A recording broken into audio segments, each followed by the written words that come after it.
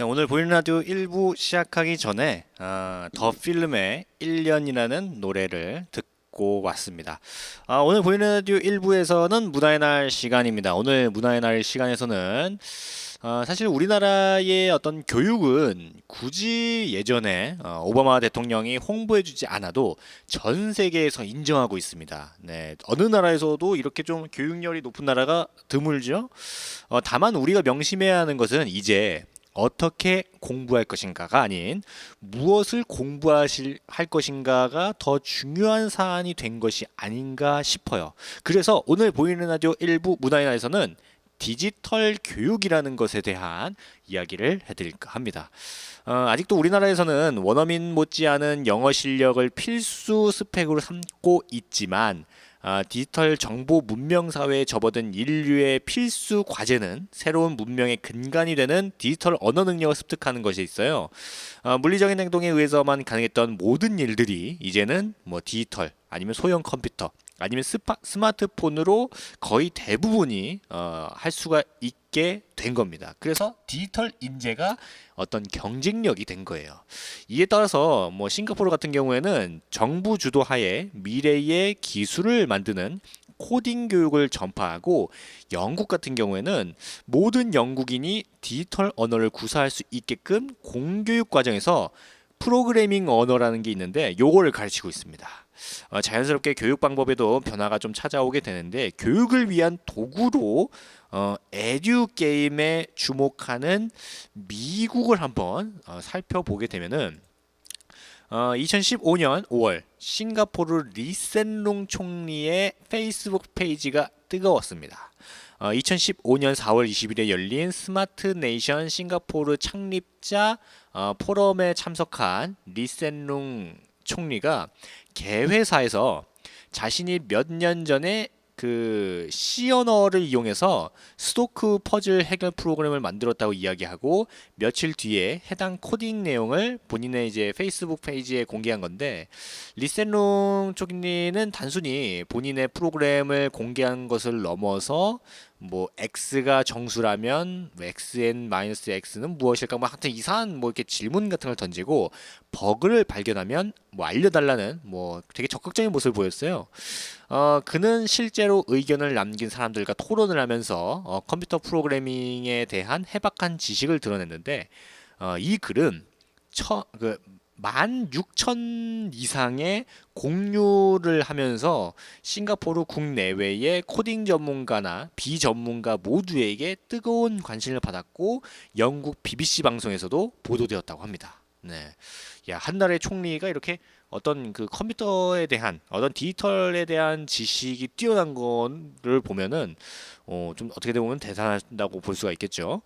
실제로 캠브리지 대학에서 수학이라든지 컴퓨터 공학을 전공한 리센룽 총리는 다양한 공식 석상에서 싱가포르가 진정한 스마트 네이션으로 거듭나기 위해서는 학교에서 학생들에게 미래 기술을 만드는 법과 코딩하는 법들을 가르쳐야 한다고 이야기했고, 어떤 전산적인 사고력 개발의 중요성을 강조한 바가 있습니다. 네. 싱가포르 정보통신개발청은 2014년 4월에 코딩 교육 전파 계획인 코드 골뱅이 SG를 시작했는데, 요거는 어렸을 때부터 아이들에게 코딩을 가르치는 거예요. 그러니까 이제 그 어떤 정보 전달, 그 디지털 이제 컴퓨터 같은 그런 걸 알려주는 거죠. 네, 그런 걸 교육을 해가지고 전산적인 사고력을 기를 수 있도록 도와줍니다. 그리고 코딩에 대한 관심을 유발시켜서 그 뒤에 이 이제 아이들이 자라가지고 기술이라든지 아니면 소프트웨어 전문가로 성장할 수 있는 기반을 마련하는 것을 목표로 한 겁니다. 다양한 기관과 협력해가지고 요 이제 코드 골뱅이 SG가 실시됐는데, 요게 실시된 지 1년 뒤인 2015년 4월에는 23,500명의 학생들이 참여했는데, 그로부터 또 1년 전인 지난 4월에 총 72,000명이 요걸 배웠다고 합니다. 네. 그러니까 갈수록 이제 늘어나겠죠? 네. 그래서 향후 몇 년 뒤에 이 싱가포르가 어떤 디지털적인 어떤 이런 컴퓨터와 관련된 어떤 컴퓨터나 이런 디지털 쪽에 IT 쪽에 좀 꽤나 많은 인재가 생기지 않을까라는 생각을 합니다. 몇 가지 좀 프로그램을 소개해드리고 싶은데 요거를 알려드리기 전에 노래 한 곡 듣고 오도록 하겠습니다. 홍대광 키썸의 힙합이 뭔데 듣고 오도록 하겠습니다.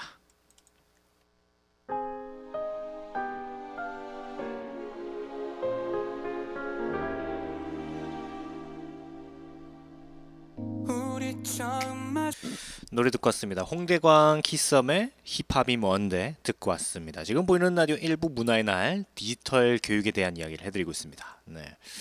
그 몇 가지 프로그램을 소개해드리면은 일단 첫 번째가 재밌는 코딩이라는 게 있어요. IDA와 교육청의 협력으로 만들어진 이 프로그램은 초등학교라든지 중학교 학생들을 대상으로 코딩에 대해서 소개해주고 이름처럼 코딩에 대한 재미를 느낄 수 있게 해줍니다. 싱가포르 내의 공립학교 담당자가 IDA 홈페이지를 통해서 프로그램을 신청하게 되면은 IDA에서 그 파트너십을 맺은 코딩 교육기관을 학교에 보내서 이제 코딩 수업을 진행하게 되는 그런 거예요. 근데 이때 좀 비쌀 것 같긴 한데 그 IDA가 프로그래밍 교육 비용의 70%를 지불하고 교육에 필요한 장비 비용을 50% 지원합니다. 그래서 생각보다 별로 안 비싸요. 그래서 이제 좀 아이들에게 좀 많은 할 수가 있습니다. 그다음 이제 두 번째가 코딩의 고수라는 건데 IDA는 다양한 전국 정보통신 경진 대회를 주최하고 있거든요. 그 중에 하나가 바로 코딩의 고수라는 경진 대회입니다. 이게 사실 경진 대회라고 하면은 뭔가 이제 엄숙하고 딱딱해질 수가 있잖아요. 근데 사실은 학생들이 모여서 함께 코딩을 이용해서 대결을 펼치는 어떤 게임 대회예요. 참여를 희망하는 학생은 이제 코딩 게임 사이트인 코드 컴배트 사이트에 접속해가지고 레벨 1을 깬 다음에 온라인에서 신청하게 되면 되는데 이 게임의 가장 큰 장점은 흔히 온라인 게임을 처음 접했을 때 튜토리얼을 통해서 게임 방법을 익히잖아요. 그 코딩 게임 진행 방법을 하나하나 알려주기 때문에 한 번도 코딩을 해보지 않은 학생들도 쉽게 참여할 수 있다는 점이에요. 코딩의 고수 경진대회에 참가 신청을 하게 되면은 게임 공략 레벨에 따라서 부여되는 어떤 배지 등급을 바탕으로 팀별 아니면 학교별 랭킹도 볼 수가 있어서 좀 재미를 유발할 수가 있다고 합니다. 그리고 랭킹 상위 10개 팀은 관중들이 지켜보는 가운데 생방송으로 이 경진대회를 또 한대요. 야, 괜찮은데 요거? 요걸 이런 거 있으면 좋겠다. 이 뭐 이렇게 디지털로 뭐 이렇게 이런 거뿐만 아니라 뭐 다른 어떤 교육적인 것들도 이런 게임을 요즘에 이제 아이들 게임한다고 뭐라고 하잖아요. 이왕이면은 이런 교육적인 게임 하는 것도 나쁘지 않잖아요. 그래서 이런 교육적인 것 좀 이런 게임을 많이 좀 만들어 가지고 보급하면은 괜찮지 않을까? 이런 생각을 합니다. 진짜 이거 괜찮다. 그다음에 이제 세 번째가 버스 안에 PC방이라는 게 있거든요. 최신 기술이 장착된 이 40인승 버스는 초등학교 학생들에게 다양한 신기술을 체험할 수 있는 기회를 제공하고자 2014년 11월 8일부터 운행을 했대요. 학생들은 이 버스 안에서 코딩을 만들고 게임을 만들고 뭐 로봇 프로그램을 하고 3D 기술을 만들고 뭐 여러 가지 이제 하는 다양한 활동을 할 수 있는데 IBM, 마이크로소프트, 오라클, 레고 등 약 한 20여 개 기업들의 후원으로 이 버스 PC방이 이제 만들어지고 2016년까지 80여 개 초등학교를 돌면서 약 1만 6천 명의 학생들이 이용을 했다고 합니다. 이게 이 버스를 타고 싶으면은 이제 방문 예약 신청을 하면은 된다고 하는데 요거 괜찮다. 야, 싱가포르로 이거 이민을 가야 되나 이거? 요즘에 약간 우리나라 약간 좀 뒤숭숭한데. 싱가포르 괜찮다 여기. 괜찮다 여기.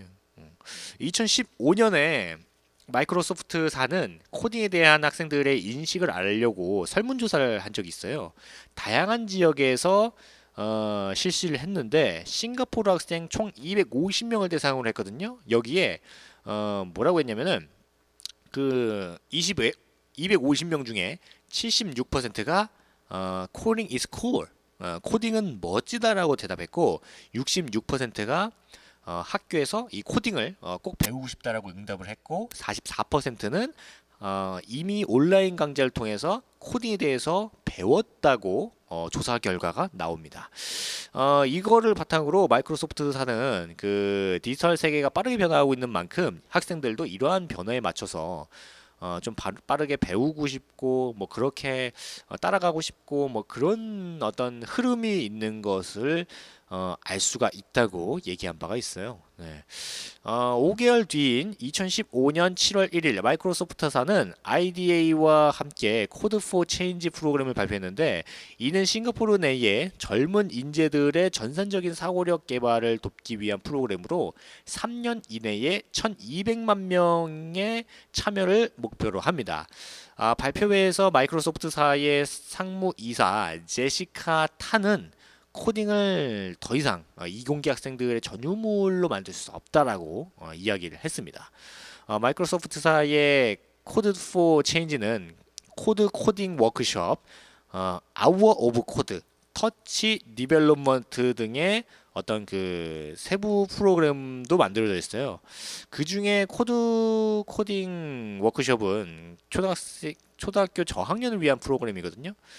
코드는 아이들이 간단한 코딩을 이용해서 게임을 만들 수 있는 프로그램이고 아이들이 놀면서 이제 프로그램을 하기 때문에 어떤 창의력이라든지 어떤 문제 해결 능력, 뭐 스토리텔링 같은 여러 가지 능력을 배울 수가 있어서 이게 전 세계적으로 좀 인기가 끈데요. 네. 우리나라에는 조금 생소하지만 이미 다른 나라에서는 이 코딩에 대한 것들을 많이 하고 있습니다. 네. 저도 이거를 좀 조사하면서 좀 놀라웠던 게 다른 나라, 우리나라가 이제 IT 강국이잖아요. 그런데 우리나라에서는 사실 그 이렇게 어릴 때 코딩 가르치는 미친놈 소리 듣잖아요. 아니 수학, 영어 뭐 이런 거 배울 시간, 이런 거 학원 갈 시간에 이런 그 컴퓨터 이런 거나 하고 있냐고 욕 먹는데 다른 나라에서는 이런 거를 좀 많이 가르치는 거 보면은 어떤 게 뭐 잘못됐다, 잘됐다 이런 얘기는 뭐 안 하겠지만 그래도 좀 다양하게 배우는 게 옳은 교육이 아닌가 싶다는 생각을 하게 됩니다. 네. 그러면은 노래 한 곡 듣고 계속해서 이야기하도록 하겠습니다. 레디의 너라도 듣고 오도록 하겠습니다.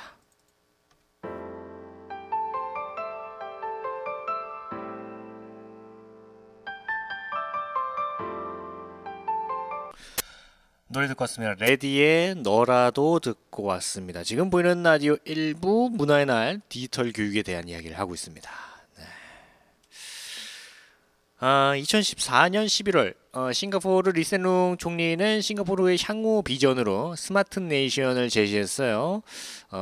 그동안 싱가포르는 꾸준히 정보통신 개발 종합계획을 실시하면서 어떤 인프라 교육 그 구축에 좀 힘써왔거든요. 근데 이제는 단순한 기반 건설을 넘어서 도입되어 있는 다양한 기술을 통합적으로 이용하는 네트워크 구축을 통해서 앞으로 10년 안에 싱가포르를 지속 가능하고 편안한 삶을 영위할 수 있는 스마트 네이션으로 발전시키겠다는 계획을 밝힌 겁니다. 리선룽 총리는 싱가포르가 스마트 네이션으로 거듭나기 위해서 해야 할 일 중에 하나로 교육을 들었어요. 우선 정부가 필요한 어떤 그 시설이라든지 시스템을 구축하겠지만 결국에는 이거를 활용하고 좀 더 좋게 개발하고 발전해 나가는 것은 결국에는 국민이기 때문에 좀 그 교육을 좀 열심히 좀 힘쓰고 있습니다. 코딩 교육 활성화를 통해 가지고 싱가포르 정부는 다양한 효과를 기대하고 있어요. 그동안 싱가포르 정부는 IT 전문가 부족을 가장 큰 문제점으로 꼽아왔거든요. 해외 인재 유치도 활발히 하고 있기는 하지만 국가의 인적 어떤 역량 강화를 위해서 인재까지 모두 아웃소싱에 의존할 수는 없잖아요. 그래서 자체적으로 좀 좋은 인재가 나올 수 있게끔 이렇게 좀 열심히 노력을 하는 겁니다. 이러한 이유로 정부는 학생들이 IT 전문가로 성장할 수 있는 어떤 기회를 마련하는데 코딩 교육이 그 역할을 수행해 줄 것으로 기대하고 있습니다. 향후 IT 전문가가 아니라 다른 직종의 일을 하게 되더라도 코딩 교육은 빠르게 발전하고 있는 다양한 기술을 직장에서나 일상생활에서 지혜롭게 활용할 수 있는 기반이 되고 있어요. 이런 교육을 통해서 모험 정신과 실험 정신까지 키우게 돼가지고 국가 내의 혁신을 추구하는 문화가 생겨나기를 바라는 겁니다. 싱가포르에서는 현재 정부기관, 교육기관, 기업 여러 가지 주체가 코딩 교육 활성화를 위해서 협업하고 있거든요. 학생들에게 다양한 배움의 기회를 제공하고 있고 코딩 교육을 제공하는 사립교육기관도 늘어나고 있습니다. 학생들 또한 코딩 교육의 중요성을 인지하고 있을 뿐만 아니라 코딩의 재미에 점점 빠져들고 있거든요.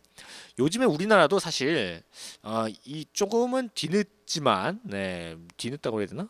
조금은 뒤늦지만 2018년부터 소프트웨어 교육을 의무화하겠다고 발표를 했습니다.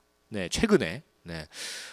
기술의 중요성이 점점 커지고 있는 이 현 시점에서 어떻게 보면 좀 반가운 소식이긴 한데, 지금 우리나라의 어떤 교육 현실을 보면은 사실 모든 포커스가 수능에 맞춰져 있잖아요.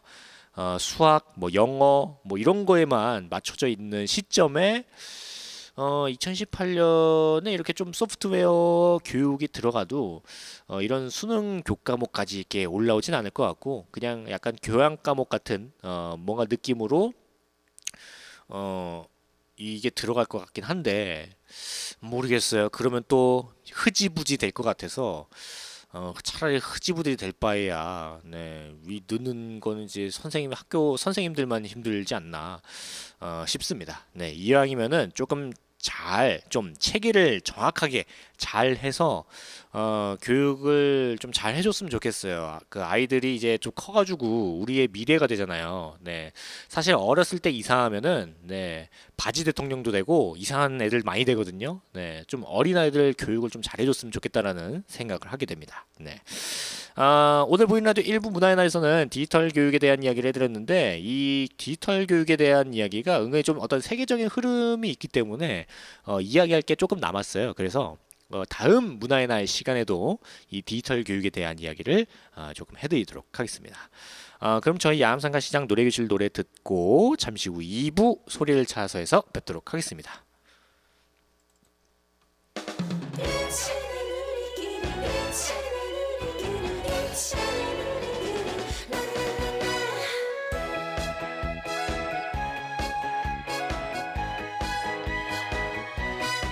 저희 야암상가 시장 노래교실 노래를 듣고 왔습니다.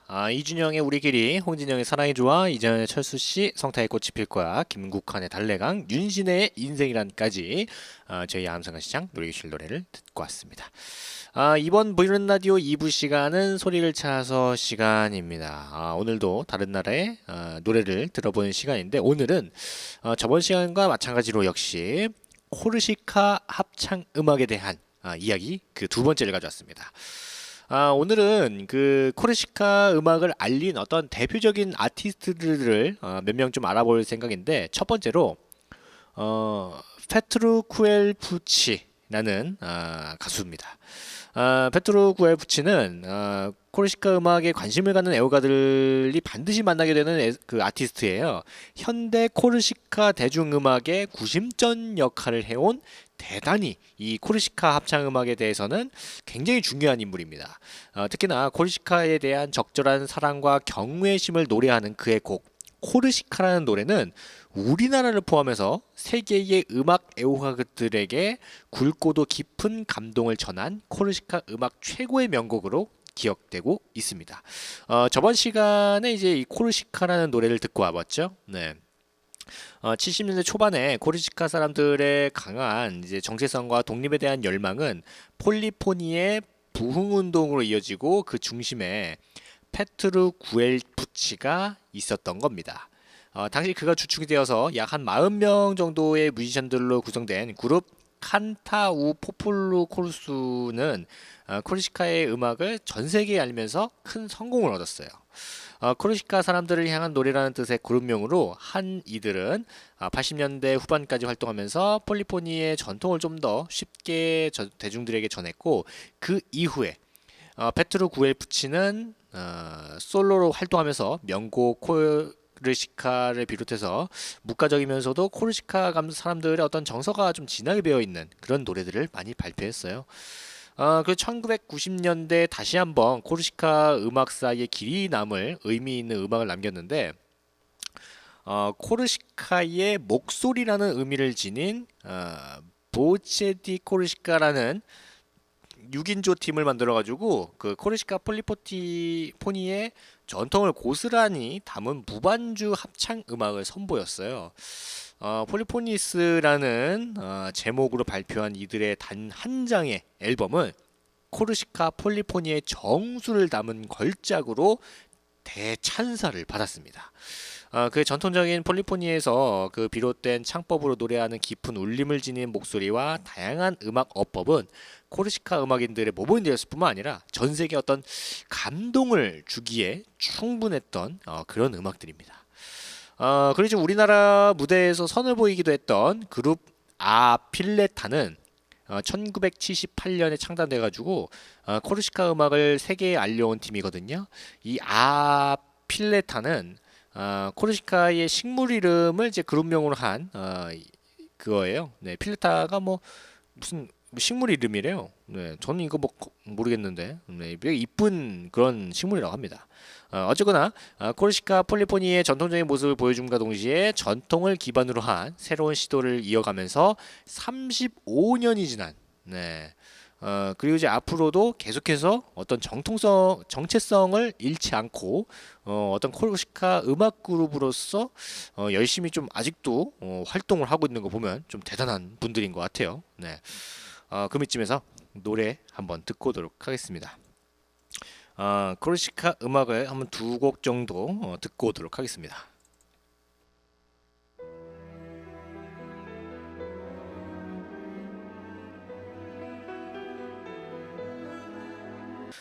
노래 듣고 왔습니다. 코르시카 음악을 두 곡을 듣고 왔는데 진짜 뭔가 그 느껴지네요, 느낌이. 네. 그리고 마지막으로 알려드릴 이 아티스트가 두 명의 형제로 출발한 이 무브린이라는 아티스트입니다. 요거 이제 다양한 연령층의 세계 음악 팬들에게 가장 좀 잘 알려진 어떻게 보면 코르시카의 대표적인 그룹이라고 할 수 있는데 코르시카 산악지대에 서식하는 상징적인 포유류 동물인 무브리니를 이제 그룹명으로 삼았다고 합니다. 네, 아까도 말씀드렸지만 무브리니건 어떤 식물이건 전 잘 몰라요. 네. 코르시카의 음악 전통과 정서를 대중적인 음악으로 발전시켜서 세계적으로 큰 명성을 얻으면서 활동하고 있는데 중세 유럽의 교회 음악과 동방으로부터 전해져 온 어떤 음악 전통 그리고 여기에 자부심 강한 섬나라 사람들의 강인한 기질이 어우러져 가지고 코르시카의 폴리포니 격동의 역사를 살아오면서 결코 자신들의 신념을 잃지 않았던 코르시카 사람들의 문화적인 표현 방식이라고 할 수 있는 이 독특한 합창 음악의 전통은 이제 코르시카가 지닌 한의 정서를 담고 월드 뮤직의 어떤 그 가장 좀 흡입력 강한 음악들 중에 하나가 이 코르시카 합창 음악이 돼가는 것이 아닌가 생각이 듭니다. 네.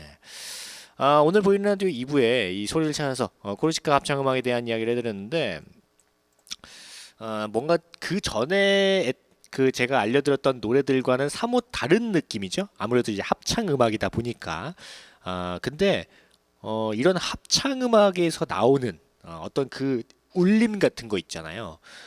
그런 게 좀 많이 극대화된 음악이 이 코르시카 합창 음악이 아닌가 싶어요. 네. 그리고 이제 아까 말씀드렸던 그 폴리포니 같은 그런 정신 같은 것들 사실은 그런 정신 같은 게 지금 우리 대한민국의 사람들에게도 조금 필요한 시점이 아닌가 싶기도 합니다. 네. 오늘 보이는 라디오 1부에서는 문화의 날 디지털 교육에 대한 이야기를 해드렸고 2부에서는 소리를 찾아서 코르시카 합창음악에 대한 이야기를 해드렸는데 오늘도 어떻게 들으셨는지 모르겠어요. 지금 그 고인편 시설이 지금 이용을 못하니까 좀 많이 당혹스러울 것 같긴 한데 뭐 좀 있으면 이게 뭐 다 고쳐가지고 다시 문을 열 거니까 조금만 이제 기다려 주시면은 다시 이용이 가능하니까 조금만 불편하더라도 양해 부탁드리겠습니다. 네. 그러면 오늘 마지막 끝노래로 세정의 꽃길 들으면서 저는 또 슬쩍 물러나도록 하겠습니다. 저는 야암상가 시장 보이는 라디오 DJ 우정호였고요. 오늘도 즐거운 하루, 행복한 하루 되시고 감기 조심하시고 저는 내일 다시 찾아오도록 하겠습니다. 감사합니다.